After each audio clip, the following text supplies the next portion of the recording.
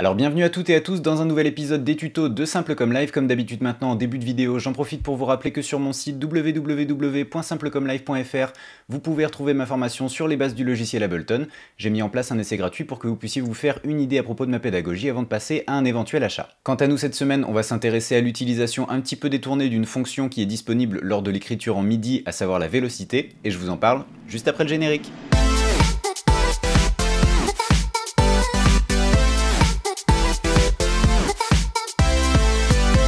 Alors la vélocité, pour ceux qui ne savent pas ce que c'est une unité de force, d'intensité. En fait, faut vous imaginer en train de jouer de la vraie batterie. Si par exemple avec une baguette vous tapez très fort sur une caisse claire, vous allez avoir un son puissant, et si vous tapez doucement, vous allez avoir un son plus doux, ce qui est complètement logique. Dans Ableton, quand on écrit en MIDI, on a la possibilité de programmer cette vélocité de manière numérique. Mais aujourd'hui, c'est pas exactement ce qui nous intéresse. Moi, je vais vous montrer comment est-ce qu'on peut prendre ce paramètre et le détourner en fait pour lui faire complètement autre chose, à savoir gérer le pitch, donc la tonalité de nos éléments de batterie. Avant de passer au tuto, je vous encourage à lâcher un pouce bleu si vous êtes sur YouTube ou un like si vous êtes sur Facebook. N'hésitez pas non plus à partager cette vidéo avec les gens que vous pensez que ça peut intéresser. N'hésitez pas non plus à vous abonner à la chaîne si vous voulez rater aucun épisode. Et maintenant qu'on a dit tout ça, on passe au tuto.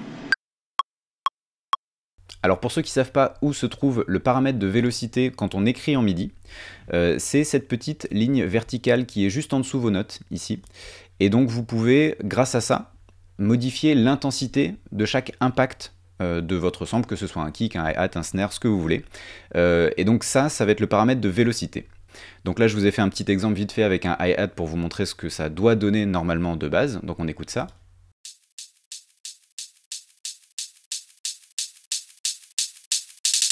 Donc comme vous pouvez le voir en bas de l'écran, moi ici j'ai fait des valeurs de vélocité différentes, une espèce de forme d'escalier vraiment pour vous montrer l'intensité progressive que ça peut donner sur tous les niveaux de vélocité possibles. Mais moi ce que je vais vous montrer aujourd'hui, c'est comment est-ce qu'on peut prendre ce paramètre de vélocité et donc l'utiliser pour non plus modifier l'intensité de votre sample, mais la tonalité du sample, donc le pitch. Donc pour ce faire, on va prendre l'opération dès le début.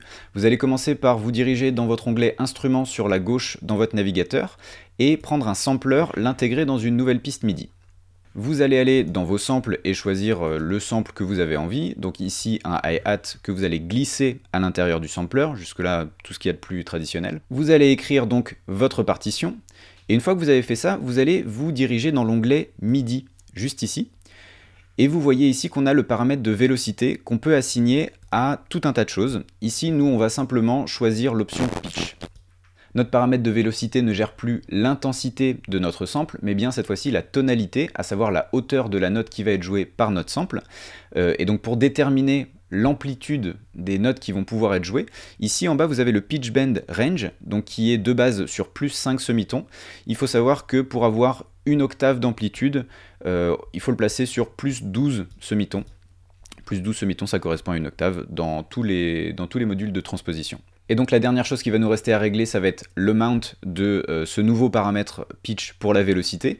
Ici, de base, il est sur 0. Si vous allez jusqu'à 100, donc on va utiliser l'amplitude pour gagner une octave, et vous pouvez aller dans le sens inverse jusqu'à moins 100 pour perdre une octave. Donc ici, moi je vais le mettre sur 100 pour les besoins de l'exercice.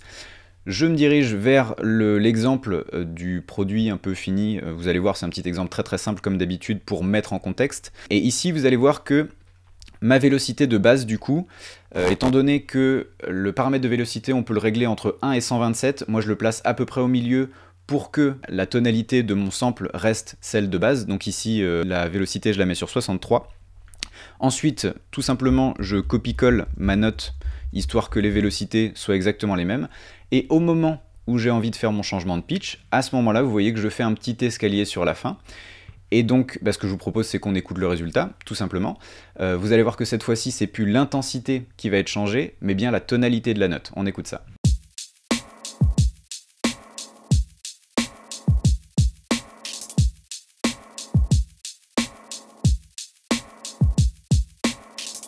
Et donc voilà comment est-ce qu'on peut prendre le paramètre de vélocité qui à la base est censé gérer simplement l'intensité de vos samples, des impacts de vos samples, le détourner et du coup laisser place à un processus qui va favoriser les expérimentations et la création musicale.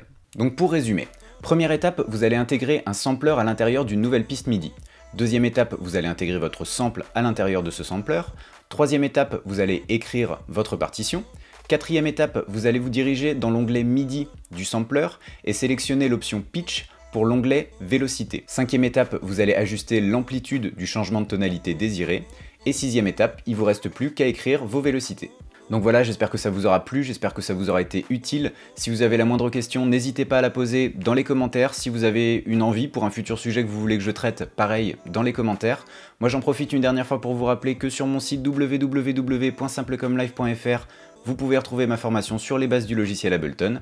Quant à moi, il me reste plus qu'à vous souhaiter une très bonne semaine et à vous dire à dimanche prochain pour un nouvel épisode. Allez, ciao ciao!